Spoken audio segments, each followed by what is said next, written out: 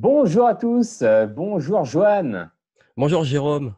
Ouais, je suis avec Johan Yangting, que vous connaissez sûrement parce que ça fait déjà 9 ans qu'on se connaît, presque même Ouais, 10, même quoi. presque 10 ans, ouais, une Ouais, décennie. voilà, une décennie qu'on se connaît. On s'est lancé en même temps en fait sur Internet alors qu'on était encore étudiant. Je m'en rappelle encore très bien. Mais aujourd'hui, voilà, pas mal de chemin a été parcouru. Donc, tu es le fondateur de Game Entrepreneur. Donc, tu formes les personnes, donc les entrepreneurs en fait, être meilleurs à la fois en business, mais aussi sur tout ce que moi j'appelle les soft skills, donc en efficacité professionnelle, en leadership, etc. Mais là, la nouveauté, c'est que tu organises un événement live ambitieux pour lequel tu m'as, d'ailleurs, je t'en suis reconnaissant, tu m'as invité en tant que speaker. Donc, c'est le Game Entrepreneur Live qui aura lieu à Paris les 7 et 8 juin 2019. Est-ce que tu peux juste nous présenter ça rapidement et après, on va aller Oui. justement dans le vif du sujet pour cette interview. Oui, bah justement, pourquoi Game Entrepreneur, hein, d'ailleurs, placement de produit, la marque, Ouais. parce que c'est ma marque d'ailleurs qui est déposée. Game Entrepreneur, le concept, c'est que je vois un peu l'entrepreneuriat comme un jeu. Et d'ailleurs, c'est bien qu'on en parle parce que l'une des premières interviews qu'on a faites à nos débuts, je crois que c'était en 2012, j'étais à New York à ce moment-là. Ouais. On Tu avait étais un parlé de, Starbucks ou un c'est ça, McDonald's. j'étais dans un McDo, dans le Ouais. Wi-Fi d'un McDo à New York. Pour pouvoir faire l'interview. Et du coup, ouais, Game Entrepreneur, c'est le concept de jeu et de flow, mais pas juste du jeu s'amuser, parce que le jeu peut être aussi sérieux. Et c'est le côté où l'entrepreneuriat, on tente des choses, on essaie, on évolue en montant de niveau, on a plus de challenges et on reste dans ce flow d'évolution. Et game aussi parce que j'ai pas mal gamifié, que ça soit mes formations, mes accompagnements et l'événement qui arrive. Et le but, c'est que bah, au lieu d'être derrière un écran, comme on peut l'être souvent dans des formations en ligne ou à distance, bah là, on sera sur place et fait intervenir voilà des personnes comme toi, des intervenants en qui j'ai confiance et qui vont justement bah, pousser les participants à faire sur place. Et donc, c'est le concept de pouvoir pratiquer sur place et pas juste voir des conférences, être inactif pour pouvoir élever son game et pouvoir passer au niveau supérieur sur l'état d'esprit, donc les soft skills, et également sur les stratégies business.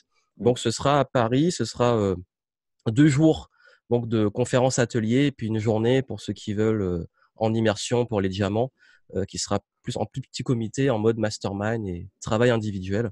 Donc, bah, ça sera un plaisir pour nous que vous soyez là et qu'on puisse passer un bon moment ensemble et progresser ensemble. Ouais, c'est vrai que c'est hyper puissant la notion de gamification parce que cela touche à pas mal de ressorts psychologiques qui sont liés à la motivation et aussi à la gestion du stress parce que le fait de gamifier, on met du jeu pour enlever l'enjeu, comme le dirait Yannick Alain, et de vraiment justement se décharger d'une charge émotionnelle qui peut être pesante parce que souvent on entend l'entrepreneuriat comme prendre des risques, faire du business, etc. Alors qu'en fait, ça peut être super fun. Tout à fait. Et justement, c'est ce dont on va parler pendant cet événement. Et je sais que toi, tu as beaucoup gamifié ta vie aussi. Et il y a pas mal de sujets sur lesquels on est connexe, et notamment la routine matinale. Donc ça, c'est vraiment un sujet que j'aborde maintenant dans chacune de mes interviews. Et je serais très curieux de savoir, je pense que tu en as une, et j'aimerais savoir c'est quoi ta routine matinale. Alors moi, j'ai toujours une réponse particulière à ça, c'est que j'ai une routine sans vraiment avoir de routine. Ça veut dire quoi? Ça veut dire que j'ai du mal quand je fais tout le temps la même chose, tout le temps besoin de changement. Hmm. C'est d'ailleurs le concept de flow. Si au bout d'un moment je stagne et je fais tout le temps les mêmes trucs, je m'ennuie et j'ai besoin de nouveaux challenges, de nouvelles choses. Donc ce qui fait que en termes de routine, je suis tout le temps en train de tester des nouvelles routines. Je vais les tenir pendant 1 mois, 2 mois, après je vais passer à autre chose. Par contre, j'ai toujours ce qu'on peut appeler un noyau dur. Et Mhm. le noyau dur, c'est ce qui va être conservé, que je sois, parce que je voyage beaucoup. Et c'est vrai que c'est difficile de maintenir la même routine quand on est tout le temps en déplacement. Mhm. Et par contre, il y a vraiment un truc que je n'esquive pas le matin. On va dire 3 choses. La première, c'est lié au mouvement. C'est que le matin, peu importe là où je suis, je vais mettre du mouvement. Et ça peut être faire du sport, aller courir. Ça peut être juste faire des étirements ou des petits mouvements de yoga, mais pas vraiment yoga avancé, hein, c'est un peu de l'étirement et en même temps travail physique en douceur. Et donc, il y aura toujours cet aspect mouvement un peu sportif le matin. La deuxième chose, c'est que je vais toujours me fixer un objectif pour la journée qui va être un gros focus. C'est-à-dire que je me dis, qu'est-ce que je dois accomplir aujourd'hui? qu'est-ce que je veux accomplir aujourd'hui. Donc, visualiser ma journée en me disant, bon, là, aujourd'hui, il faut que j'ai accompli ça. Et ça va être toujours une chose. Et ma journée n'est pas finie tant que je ne l'ai pas accomplie. Donc, la stratégie The One Thing. C'est ça, exactement ça. Et la troisième chose, et là, c'est plus lié à une de mes passions que tu as aussi, c'est apprendre. Donc, le matin, je vais toujours me mettre, ça peut être une vidéo, un podcast, quelques pages d'un livre que je vais lire pour remplir mon cerveau et me nourrir et apprendre quelque chose de nouveau dès le matin. Donc voilà, c'est vraiment les trois choses qu'on va dire qui sont dans la forme, ça peut changer, mais dans le fond, l'esprit est toujours le même. Mouvement, focus, apprentissage. Mm. Et alors, juste par rapport au focus, quand tu t'es fixé un objectif, la chose importante que tu vas faire dans la journée, est-ce que tu démarres à chaque fois par cette chose-là ou tu te dis, bah, j'ai terminé la journée par ça? Parce que tu décides de la chose, mais tu ne la fais pas tout de suite, j'imagine. Oui, alors ça dépend en fait de l'ampleur du du one thing, mais généralement, c'est vrai que j'aime bien l'accomplir le matin. Pourquoi? Parce que j'aime bien me dire, quand je vais manger le midi, j'ai fait le gros de ma journée, avoir cette sensation que ma journée est complète Mhm. à midi.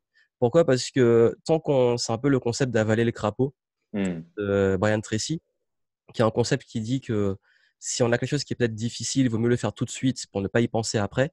Et c'est vrai que quand je traîne en boulet toute la journée en me disant je dois faire ça, je dois faire ça, je dois faire ça, et qu'on le traîne, on le traîne, je perds la motivation et la volonté et je gâche ma journée. Mhm. Après, ça ne veut pas dire que tout ce que je fais est pénible comme avaler un crapaud, mais par contre, j'aime bien me sentir fier avant de manger et me dire là, quand je prends mon repas, le gros est fait et le reste, c'est du bonus. Et c'est surtout aussi que bah, souvent, comme beaucoup d'êtres humains, une fois qu'on a mangé, ben, on est beaucoup moins en forme durant la digestion. Donc, devoir attendre 1 heure, 2 heures, 3 heures que j'ai bien digéré pour me remettre à autre chose, j'ai du mal. Et puis même en termes d'énergie, je me connais très bien et je sais que l'après-midi, je suis moins productif. Je vais regagner un pic en fin de journée, mais si je commence un truc en fin de journée, je suis parti pour la soirée. Donc Ouais. j'évite. Donc ce qui fait que vraiment, oui, mon truc, c'est que j'ai pas forcément de règles. Ça peut arriver que je m'y mette tout de suite et que j'enchaîne, ou que je le fasse un petit peu après avoir fait, par exemple, le sport, tout ça. Mais en tout cas, une chose est sûre, c'est qu'il faut que je les fasse avant de manger. Généralement, je mange entre midi et 13 heures, et c'est que ce one thing soit fait dans la matinée. Hmm. Et du coup, donc tu as parlé de ce noyau dur de trois éléments. C'est quoi les autres électrons libres? Est-ce que tu as des exemples d'activités, de tâches que tu as intégrées dans tes routines matinales? Alors déjà, il y a un truc que j'ai enlevé. Ça peut Ok. paraître contradictoire, mais pour moi, c'est important. C'est le fait de manger le matin. C'est-à-dire que moi, je pratique ce qu'on appelle le jeûne intermittent, Mhm. mais je le fais pas. Enfin, je le fais depuis très longtemps et j'ai découvert qu'on appelait ça le jeûne intermittent, mais je jeûnais de façon intermittente malgré moi. Pourquoi? Parce que je m'étais rendu compte d'une chose, c'est que j'aime pas manger le matin et qu'on m'a souvent forcé à manger le matin Mhm. et que ça m'aidait pas. Depuis tout petit, c'est jamais un truc dont je sentais le besoin, mais surtout, je me sens beaucoup mieux. C'est-à-dire que j'ai remarqué que quand je mangeais même des choses, comme des fruits ou des choses, ultra light, sans sucre et cetera, ben, en fait, ça m'aidait pas forcément parce que j'avais toujours à avoir en fait, j'ai toujours envie de grignoter. Dès que Mhm. je mange le matin, je vais vouloir manger si je mange à 8 heures, je vais vouloir manger à 10 heures, à 11 heures, jusqu'à midi. Donc j'ai dit: «Bah, je mange pas le matin». Quand je dis: «Je mange pas», c'est que je peux boire de l'eau, prendre, un thé. Bon, je suis pas très café, mais je peux consommer voilà, des boissons. Mais vraiment, je mange pas du solide le matin. Donc j'ai enlevé ça, ça c'est sûr et certain. Et après, ça peut arriver qu'il y a des fois où je mange et cetera. C'est pas non plus, je suis pas hyper, rigide, psychorigide, mais voilà, la plupart du temps, je mange pas le matin. Sinon, en électron libre, bah, ça peut arriver que j'ai des séances de sport plus intenses ou que j'aille marcher, que je sorte. C'est-à-dire que, si je vois par exemple sur le one thing, je bloque et qu'il y a ce qu'on appelle le problem solving, résoudre un problème ou une réflexion, bah, j'aime bien faire un truc, c'est soit aller me poser en terrasse le matin, c'est très agréable le matin. Surtout quand on voit la ville qui s'active, tout qui Hmm. démarre, me poser avec un carnet de notes et réfléchir sur une problématique que j'ai et noter toutes mes idées. Ça, c'est ultra efficace, quand on a l'horizon ou un environnement qui bouge. En créativité, c'est important. Toi, en plus, D'accord, donc c'est-à-dire sortir de chez toi, parce que des fois on c'est peut dire, ah ça, bah oui, je mets la télé en fond, mais en fait, c'est pas ça. C'est vraiment sortir de chez toi, sortir de ton environnement pour c'est ça, un environnement neutre, une sortie de c'est zone de exactement confort ça. quelque part. Mais d'accord, mais je ne savais pas pour le côté que ça bouge, etc., d'être à côté d'une fenêtre. Bah, ça, Les terrasses c'est… à Londres, c'est pas terrible. Oui. À côté d'une fenêtre, on voit les bus londoniens passer.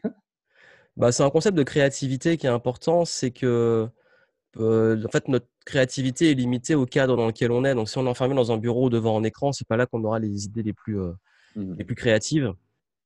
Et j'aime bien, justement, quand je vois que je sature ou que je bloque, et ça, peu importe dans la journée, je vais marcher. Et parfois, j'aime bien, parfois, par exemple, le matin, parce que c'est là où mon cerveau est le plus actif. C'est le matin, me poser en terrasse avec peut-être un petit café, un carnet de notes. Et je note des idées et puis je me force pas en fait. Je me dis pas il faut vraiment que j'ai ça, etc. C'est juste je me pose, je note mes problématiques et je me dis pendant ce temps-là, je vais le consacrer à travailler dessus en observant un peu l'environnement. Donc je suis posé en fait en terrasse. Ouais. Et ça c'est un exercice qui est vraiment pas mal. Pareil aussi en termes d'électrons libres, la plupart de mes rendez-vous, je les mets en fin de matinée. Mhm. C'est-à-dire que si je dois avoir des rendez-vous, je vais te les mettre entre 10 et midi, 10h et midi.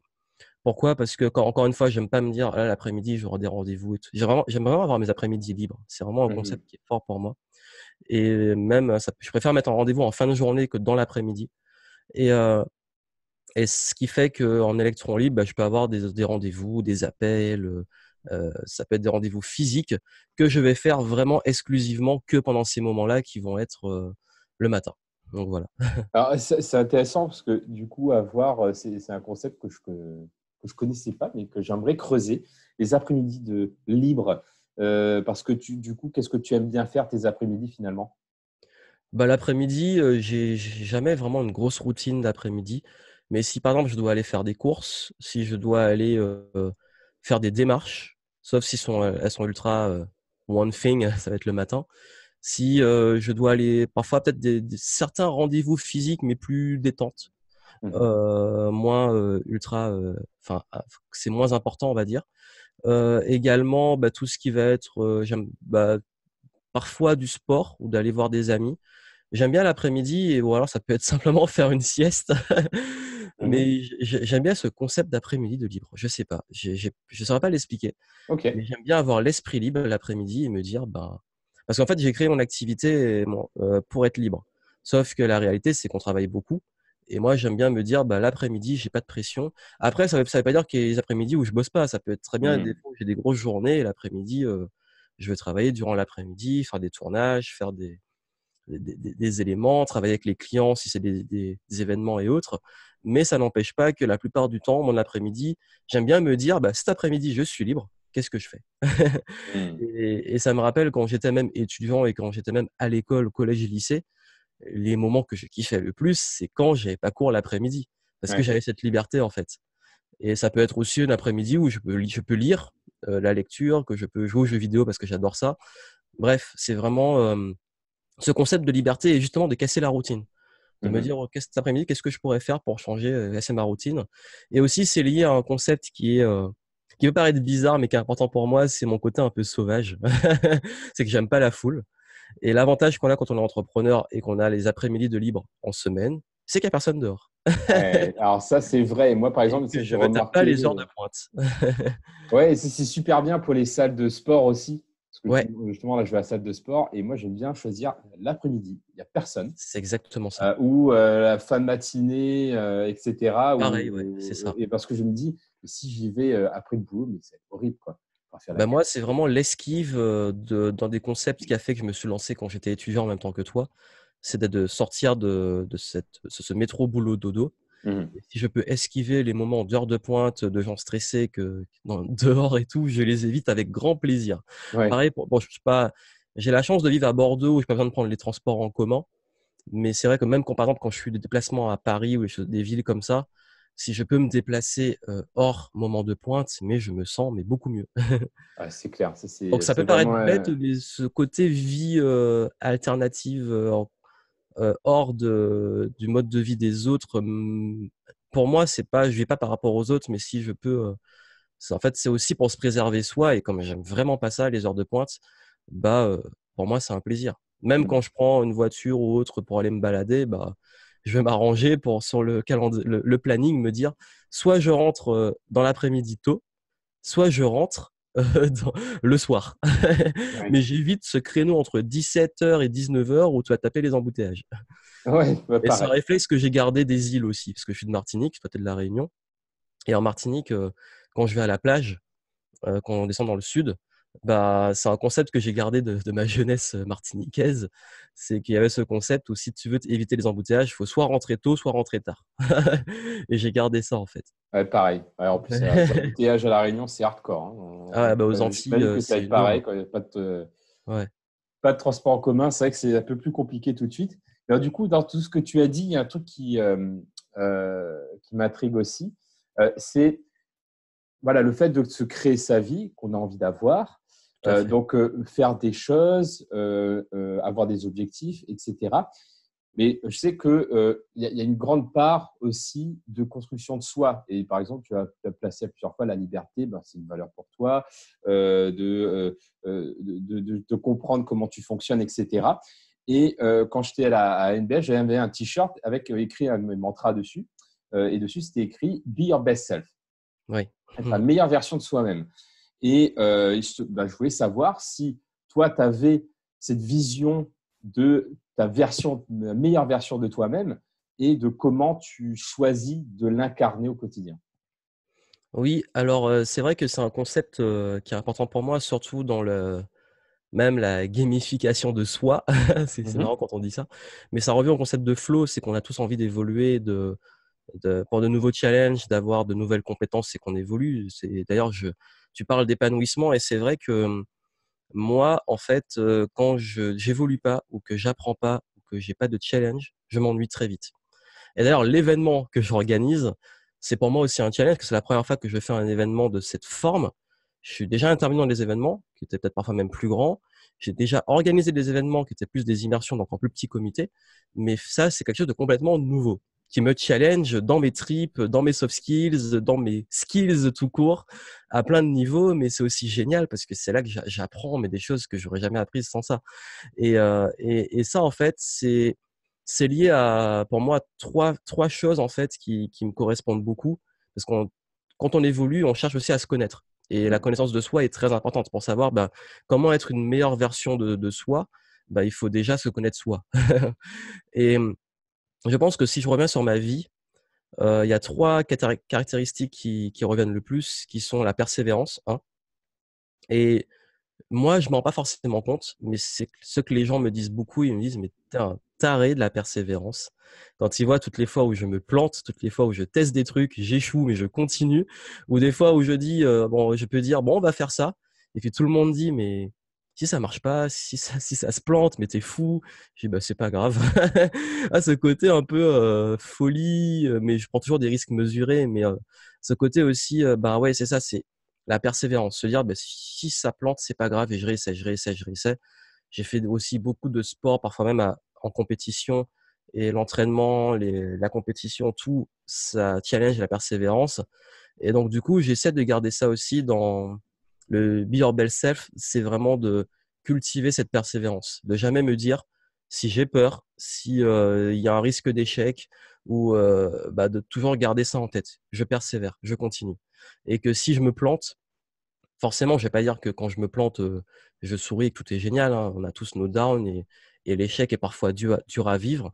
Mais quand je me plante, j'accepte ce moment on va dire plus sombre, mais de pas rester trop longtemps dedans. De me dire: «Bon, OK, c'est dur, mais je me relève et je continue». Et cette notion de continuer, et ça, vraiment, mon be your best self, c'est continue, continue. Et j'ai parlé de mouvement avant. Pourquoi je commence mes Mhm. journées avec le mouvement? Parce que je veux rester en mouvement. Mhm. Et j'aime quand ça bouge. Ça, c'est la première chose. La deuxième, c'est un peu lié à ça, c'est l'adaptabilité. Toujours m'adapter. Mais à plein de niveaux, hein. C'est pas m'adapter que dans mes projets, dans les nouveaux challenges, dans les contextes, même aux personnes, mais m'adapter aussi parce que je suis quelqu'un qui voyage beaucoup. Et j'ai quelque chose qui pour moi est très important. Bon, je dis pas, je suis loin d'être arrivé à ce stade-là, mais qui est le non-jugement des situations et des personnes, et de rester toujours ouvert. Et quand je dis adaptabilité, pour moi, l'autre niveau, le your best self, et je travaille encore dessus, c'est d'être le plus ouvert possible à d'autres perspectives, d'autres façons de voir du monde, d'autres cultures. Et c'est lié à une chose que j'aimerais vraiment avoir changé dans le monde, qui est que on arrête de se tirer les uns sur les autres dès qu'on n'est pas d'accord et qu'on puisse vraiment accepter qu'on ait tous des visions différentes et que ça fasse la richesse du monde en fait. Mm. Et ça, le Be Your Best Self, ce serait vraiment moi d'être encore plus flexible physiquement, mentalement et avoir cette adaptabilité qui évolue constamment. Et la dernière chose qui est peut-être ma plus grande force, c'est apprendre plus vite. C'est d'ailleurs pour ça que j'ai créé le fast learning et Game Mhm. Entrepreneur. Le concept, c'est d'apprendre vite, notamment en utilisant des mécaniques d'amusement, de fun, de jeu et de s'épanouir. Mais pendant beaucoup de stages que j'ai fait quand j'étais étudiant, pendant beaucoup d'expériences professionnelles, on m'a dit que j'étais une éponge. Et donc, du coup, si je devais être mon best self, c'était encore de toujours apprendre. Et c'est lié au concept d'évolution. C'est toujours être en apprentissage constant et apprendre de renforcer des choses qu'on connaît pour atteindre un niveau d'excellence, mais aussi apprendre des nouvelles choses.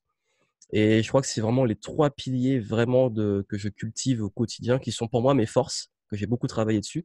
Donc, je consolide et que je fais évoluer. Donc, persévérance, adaptabilité, flexibilité. Pour moi, c'est lié à ça. Et apprentissage rapide. Et de cultiver ça et d'aider aussi les gens, parce que c'est aussi dans mon métier, j'aide beaucoup de personnes à être plus persévérants, à être plus flexibles et à apprendre plus vite. Mm. Ouais, bah ça me parle beaucoup. Merci. En plus, tu as facilité le travail de mon cerveau, parce que moi, j'adore quand il y a 3 points. Un, deux, trois. Bah, mon Bah, je crois cerveau. que c'est un réflexe que j'ai gardé aussi Ouais. de, J'ai un peu de la même chose. communication. Donc, Il y a c'est vrai 3 points, il y a trop. ouais. Mais c'est vrai que ça fonctionne très bien. Et justement, sur la notion d'apprentissage, euh, bah, c'est vrai que tu lis beaucoup. Ça se voit. Derrière toi, tu as la Oui. bibliothèque qui est Et remplie de là, il n'y a livres. Et même pas un d'ailleurs, quart de ma bibliothèque. voilà, ta bibliothèque, déjà, n'est pas assez grande. Ouais. Donc, tu lis beaucoup. Est-ce qu'il y a un livre en particulier qui t'a vraiment marqué et que tu recommandes à tout prix, quoi? C'est vraiment dur à chaque fois qu'on me pose cette Ouais. question parce que j'ai un truc que je dis très souvent, c'est qu'il n'y a pas un livre qui m'a changé.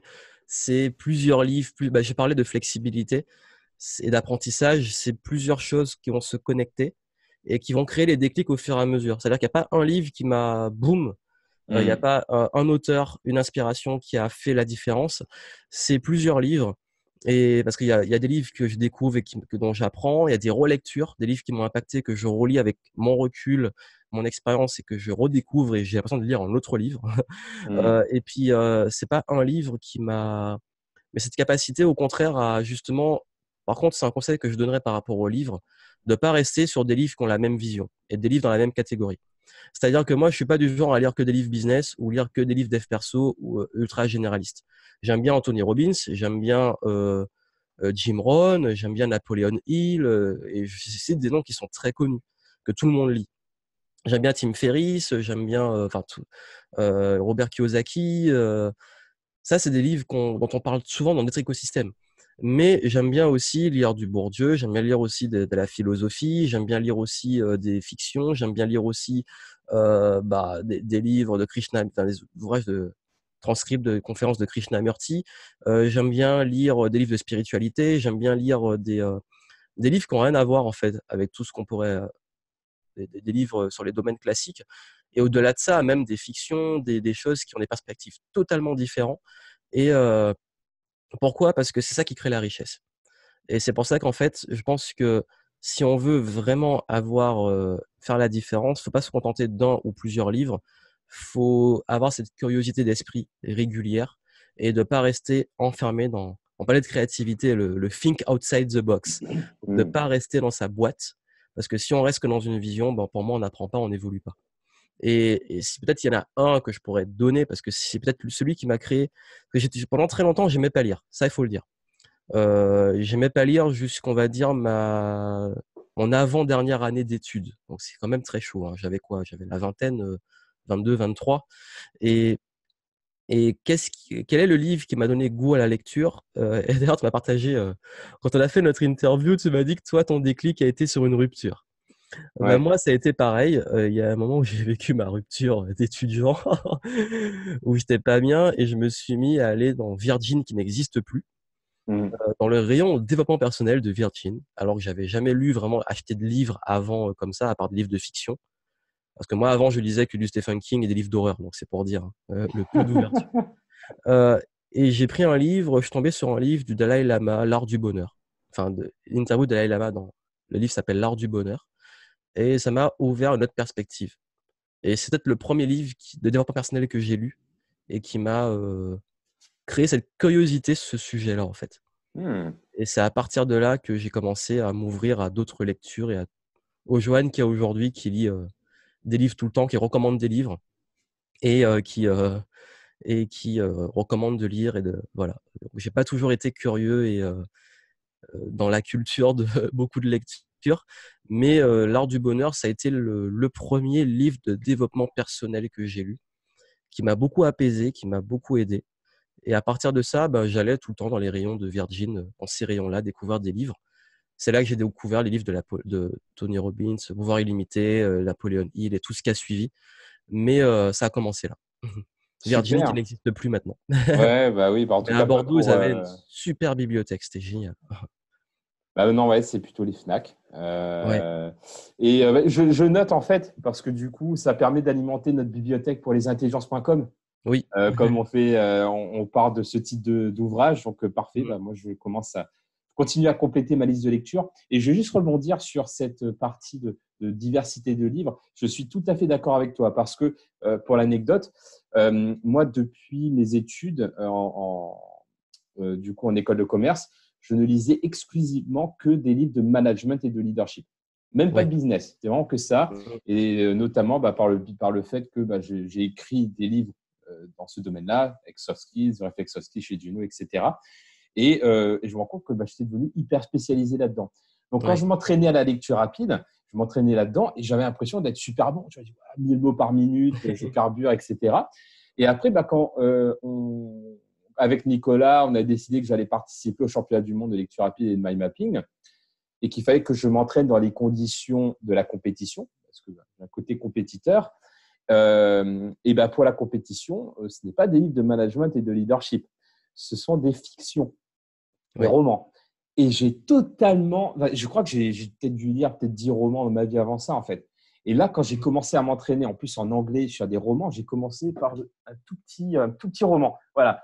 J'ai cherché les must-reads de la culture anglaise et j'ai vu Lord of the Flies. Lord of the Flies, qui est un roman, et je dis, il y a des gamins dedans, ça peut être facile, tu vois.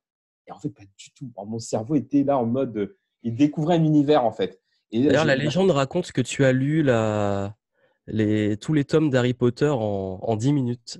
non, c'est totalement faux. Mais en fait, ouais, je suis parti de loin, hein. Quand je commençais à me préparer, j'avais 6 semaines. Mon niveau de lecture a chuté parce que justement, j'avais conditionné mon cerveau à lire qu'un seul type d'ouvrage, Oui, alors que du coup, j'aurais dû travailler sa plasticité, son adaptabilité, la curiosité et de diversifier mes lectures. Donc maintenant, c'est ce que je fais, c'est que je diversifie le plus possible mes lectures avec à la fois de la non-fiction par rapport à mon métier, mais aussi avec de la fiction, comme tu dis, des romans, des thrillers, de la philosophie, des essais, etc., pour vraiment travailler cette plasticité cérébrale. Parce que au-delà de la curiosité, la culture générale que cela génère, c'est vraiment un entraînement du cerveau littéralement. Depuis que je oui. fais ça, le cerveau est en sortie de zone de confort, donc ça stimule la plasticité cérébrale. Donc du coup, il devient plus performant. Et comme il y a une transversalité dans la plasticité cérébrale, même si je suis plus vif d'esprit dans la lecture, cela m'amène à être plus vif d'esprit dans d'autres circonstances, comme la prise de parole en public ou interagir avec des gens, etc. Et C'est dernière anecdote, super important, hein. ouais, Ce que tu dis, c'est ce qui fait la différence chez les leaders parce qu'en fait, je sais que beaucoup se disent en lisant des livres de dev perso et de business qu'on recommande tout le temps, ça va changer leur vie, mais en fait, ils se rendent pas compte qu'ils n'auront même pas 25% de ce qui va les aider parce que c'est cette transversalité qui va vraiment te permettre en fait de penser, d'avoir le mindset, comme tu dis, de penser différemment et de think outside the box. Et quand on est entrepreneur et qu'on est leader, on a besoin de ça. Pourquoi? Parce que c'est ça qui va permettre de gérer des problèmes, de justement, de trouver des solutions à ces fameux problèmes, de se connecter aux autres, de développer une intelligence sociale, notamment dans sa culture, de réussir à, dans des contextes, des situations, la voir différemment de la moyenne, où là, tout le monde va faire la même chose et on va agir différemment. Et c'est ça qui crée justement ce leadership. Et ce que tu dis, c'est ultra important, c'est que c'est ça qui permet en fait vraiment de passer à un autre niveau. De passer du niveau je sais et j'ai des infos, on va dire que peut-être que tout le monde peut avoir maintenant, et je pense. Mm. Donc c'est même plus je pense, donc enfin ouais, c'est ça, on dit je pense donc je suis, donc pas rentrer dans la philo, mais là, c'est ça justement, c'est de penser différemment et pas juste de savoir différemment. C'est bien Mm. ça. C'est une bonne punchline, ça. Ouais. Ouais. Je vais même la noter, comme ça je vais pouvoir te citer penser différemment et pas savoir. Alors, tu peux la redire? Je sais même ce que j'ai dit. Bah, je Euh, regarderai le replay, je vais la retrouver. penser différemment et pas juste savoir différemment. Ouais, ouais, ouais. Et ce que je dis souvent, c'est qu'il y a toujours la différence entre savoir, faire et maîtriser. Mhm. Et beaucoup, personnes savent, hein, on sait plein de choses.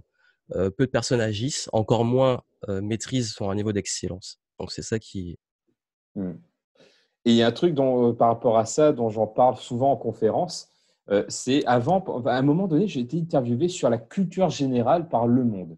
Le Monde va voulu m'interviewer là-dessus. J'ai dit, OK, interview, moi je relève toujours les défis d'interview, mais j'arrivais pas à voir le lien entre les soft skills, qui est mon cœur de métier, et la culture générale. Et en fait, dernièrement, j'ai vu une interview aussi de Laurent Alexandre qui parle beaucoup de l'intelligence artificielle, et il racontait que on va se rendre compte à quel point la culture générale que l'on a déléguée à Google, en fait, Ouais. maintenant, on n'a plus besoin de retenir les choses. On demande à Google, on a la réponse. Après, bon, est-ce que c'est une réponse fiable ou pas? Ça, c'est un autre sujet. Mais finalement, le fait de ne plus entretenir de culture générale nous rend beaucoup plus fébriles face à des situations de changement. Et c'est ce que provoque l'intelligence artificielle. Donc, du coup, si on veut être plus résilient face au changement par rapport à l'avènement de l'intelligence artificielle, on a besoin de continuer à muscler son cerveau, et notamment par de la culture générale, qu'elle soit théorique ou même appliquée. Moi, j'aime bien parler Ouais. de culture générale appliquée, comme les mathématiques fondamentales et les mathématiques appliquées. On peut avoir les deux en culture générale, parce que c'est vrai que, comme tu dis, entre savoir ce qu'il y a dans le bouquin de Napoléon Hill, mais mettre en pratique ce que dit Napoléon Hill, c'est différent. Et même penser comme Napoléon Hill, alors là, c'est un autre niveau. Ouais. Non, c'est ça. En plus, c'est adopter le… En fait, c'est une question d'état d'esprit, de mindset. C'est qu'au-delà de prendre les informations de personnes qui ont écrit des bouquins, le top niveau, c'est quand on arrive à intégrer à 200% le mode de pensée de ces personnes. Pas le copier, mais intégrer des schémas de la personne. Et d'ailleurs, c'est ça que je dis souvent, c'est que quand je dis j'admire quelqu'un, je dis souvent, j'aimerais bien avoir son cerveau, ou une partie de son… Ouais. Et c'est ça, c'est cette capacité-là, en fait, à implémenter et justement maîtriser. Et comme les talents, c'est un peu comme dans Matrix, on pourrait absorber des compétences et les télécharger. Si on pouvait faire ça au-delà des compétences et même de l'état d'esprit d'un leader ou de personne qui a un super cerveau, là, ce serait génial. Alors, c'est J'aimerais bien marrant. avoir des capacités de pensée de Einstein, par exemple, ce serait… Alors, c'est marrant que tu dis ça, parce que du coup, ça fait penser à deux trucs. Le premier, c'est que je vais lancer bientôt, alors c'est un peu, ça va bientôt sortir. En fait, je vais créer des programmes d'entraînement de soft skills pour développer les soft skills de personnes qui m'inspirent. Donc là, par exemple, Ouais. le premier programme d'entraînement que je vais créer, c'est pour développer les soft skills de Tony Buzan, qui est en lien avec mon prochain atelier que je vais faire le 5 avril, justement, sur comment les soft skills m'ont aidé à devenir champion du monde. Et du coup, j'ai créé des programmes d'entraînement comme ça pour justement euh, adopter les compétences, donc les soft skills de ces personnes-là. Donc, c'est une sorte de gamification, en fait, que je vais faire. Donc, c'est marrant que tu te dis ça, parce que quelque part, ça rejoint un petit peu ce que tu racontes de comment avoir le cerveau de l'autre. Là, c'est comment je peux avoir les soft skills de ces personnes-là. En tout cas, C'est un super concept, hein. C'est une- vraiment c'est génial. ouais, j'ai vraiment hâte de lancer ça, c'est parce que je vais vraiment m'éclater, et je pense que ça fait partie de mes compétences de pouvoir faire ça. Ça me fait penser à une scène de film de notre enfance, Ah, Space Jam, avec Michael oui, Jordan et les Looney Tunes. Et tu sais, dans ce film, les extraterrestres, ils prennent le talent des basketteurs. ouais. Et du coup, ça me fait penser à ça, le truc que tu peux prendre au moins que ça puisse juste dupliquer, pas voler le truc comme ils font dans le dessin animé, enfin dessin animé film, mais cette idée que tu puisses copier, dupliquer le talent des autres personnes. Ça me fait penser à ça, ce que tu dis, ton projet. Ouais, c'est un peu Ça ça, m'envoie voilà. juste cette image. C'est un peu ça, j'aime bien l'image aussi, ouais. Ouais. Et mais du coup, la deuxième chose parce que là, je nous connais, hein, on pourrait faire un podcast jusqu'à 19h sans s'essouffler. Mais du coup, comme c'est déjà bien dense et je pense qu'on va bientôt arriver sur la fin, donc tu as réussi à faire une superbe transition en parlant de personnes qui t'inspirent. Est-ce que tu as un mentor ou des mentors qui t'inspirent justement dans tout ce que tu fais? Alors, je vais en donner un. Ça fait rire tout le monde, mais il y a un vrai truc derrière. C'est Sangoku. Ah. Sangoku dans Dragon Ball et Dragon Ball Z.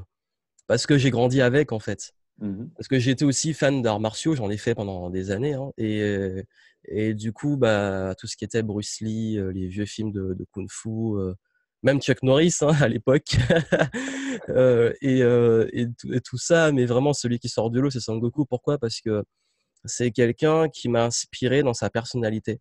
Et je parlais de game et tout ça, bah, en fait, ce que j'aimais, c'était son côté famille, ami, qui prend soin des autres, qui sait s'entourer. Je parlais d'adaptabilité. Bah, Sangoku, c'est quelqu'un qui arrive, en fait, la plupart de ses ennemis deviennent finalement ses alliés. Pas tous, mais beaucoup. Ouais, comme Vegeta, par exemple. Ouais, bah, exactement. Vegeta, Piccolo et Ouais. compagnie. Même Boubou, hein, le gros. Ouais. Même dans les nouveaux Dragon Ball Super, plus ou moins Freezer, ils sont pas vraiment amis, mais c'est un peu bizarre. Donc, ça reste un super méchant, vraiment méchant et tout. Mais c'est cette capacité à allier, à se créer des alliés, mais de façon naturelle, juste en étant lui-même. Et ce côté aussi persévérant, ce côté qui se surpasse, qu'il arrive, tu veux toujours être plus fort et se taper avec les plus forts. J'adore aussi le côté insouciance, le fait qu'il s'amuse. Il est tout le temps en train de rigoler, de Mhm. s'amuser et tout. Et c'est ce qui fait qu'en fait, c'est une personnalité qui a été créée, mais que moi, j'admire. Alors que ça aurait pu être Sangwan à une période que je préférais, mais qui s'est plus rangé et tout. Mais Sangoku, pour moi, je le vois comme un mentor dans le sens où je me dis, ben, en fait, c'est vraiment quelqu'un, un personnage fictif, mais qui a été créé. Donc, c'est une fiction, mais que j'admire dans les traits parce que je me demande souvent, ben, qu'est-ce que lui, il ferait à ma place Mhm. face à une problématique ou comment il penserait. On parlait de penser. Comment penserait Sangoku dans cette situation?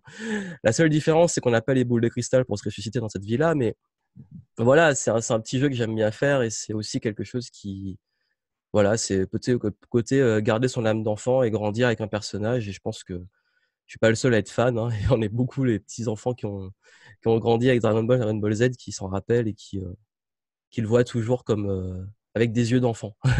Super. Ouais, tu as vraiment facilité mes transitions parce que justement, moi, je trouve ça hyper intéressant puisqu'on tu arrives à faire le point avec l'enfance. Et imaginons que toi, tu serais ton propre mentor. Imaginons que tu aurais les boules de cristal et que tu pouvais revenir 10 ans en arrière, te Ouais. rencontrer toi, et tu n'avais que quelques secondes pour donner un seul conseil à toi-même il y a 10 ans. Ce serait quoi? Moi, je pense que le moi d'à 10 ans, il aimerait pas, enfin, il va dire, mais c'est quoi ce conseil à 2 balles? Mais ça pourrait peut-être le rassurer, c'est trust the process. Fais confiance au process. C'est vraiment ça. Et c'est ce que je dis souvent aux gens. Hmm. Fais confiance au process. C'est-à-dire que toutes les galères, tous les échecs, tout ce qui va se passer, il y a une bonne raison. Hmm. Et je parlais de adaptabilité, de flexibilité et de confiance en la persévérance. Bah, c'est ce que j'adopte aussi à ce jour, c'est que je me dis, tout arrive pour une raison, donc fais-toi confiance, fais confiance au process, et tu vas voir que bah, tout est process en fait. Et c'est pour ça que ça rejoint tout ce qu'on a dit, hein, sur notamment les livres, sur l'évolution, l'apprentissage, c'est que ben, c'est un processus. Il n'y a pas une chose, il y a pas, c'est un ensemble. On évolue et l'ensemble de ce qu'on apprend, de ce qu'on fait, des rencontres qu'on fait, crée ce process d'évolution. Donc vraiment, fais confiance au process et ciao, et tu retournes. Voilà. Là, il est deg, il se dit, mais qu'est-ce qu'il raconte? Euh, Ok. Waouh, bah super. Bah merci. Je pense qu'on va rester là-dessus. Je trouve que c'est très bien terminé là-dessus parce que merci d'avoir partagé toutes ces pépites, à la fois pour la partie routine qu'on a vue ensemble, euh, les, euh, les soft skills, ton best self, tes inspirations, ta punchline sur penser différemment plutôt que de savoir différemment. Donc voilà, génial. Donc merci beaucoup. Donc pour rappel, si les personnes veulent te rencontrer en live, nous rencontrer en live parce que j'y serai aussi. Donc il y a le Game Entrepreneur Live justement, Ouais. donc le 7 et le 8 juin prochain à Paris, donc en 2019. Justement, on va parler on va peut-être pas parler de tout ça, mais en tout cas, on va toucher à beaucoup de sujets liés au business et au développement personnel de l'entrepreneur. Voilà. Et puis surtout, vous allez pouvoir discuter avec nous, échanger. C'est vraiment un bon moment à passer. Donc vraiment, on compte sur vous. Ça ferait plaisir que vous soyez là. Et puis, on va balancer un maximum d'énergie, de pépites, peut-être des punchlines de Ouais. nous tous. Et puis surtout, qu'on puisse vous donner un maximum de valeur, que vous viviez une réelle expérience de transformation. Voilà, que vous puissiez implémenter sur place, discuter avec nous et que ça vous aide vraiment à progresser dans votre business, mais aussi sur le plan personnel. Super. Merci beaucoup, Johan, et à bientôt. Merci, à bientôt. Ciao. Ciao.